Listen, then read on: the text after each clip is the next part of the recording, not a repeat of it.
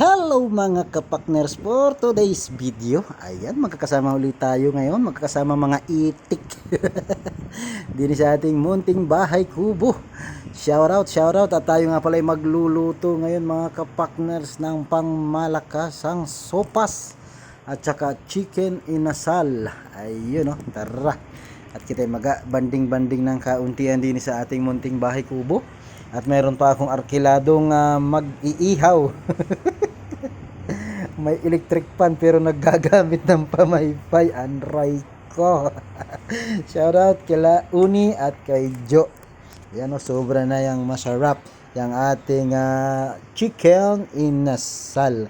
At kita ay makain na maya mga kapakners. At malapit nang maluto ang ating nakasalang. Kaya kunting picture muna. Kunting video muna. Ayan. Ilalagay ko na ang gulay.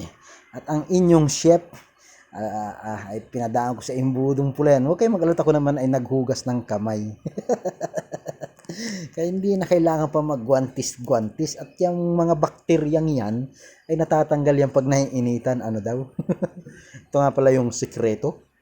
Lulunurin mo sa gatas ang isang masarap na supas. Yan nakapagsupas kami ng kulang ang sangkap, wala malang itong hotdog, wala malang itong karne.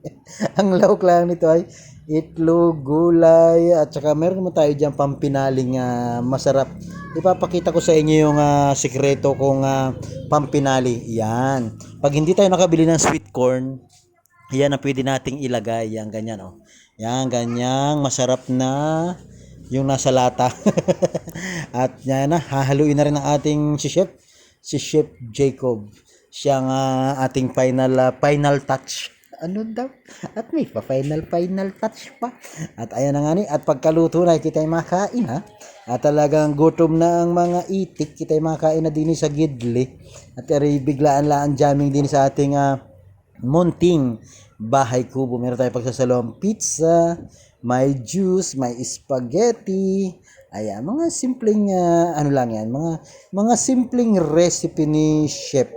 Mga simplihan lang, mga kaunti ang recipe lang. At pagkatapos kumain, syempre pwede na tayong magpalangab-langab.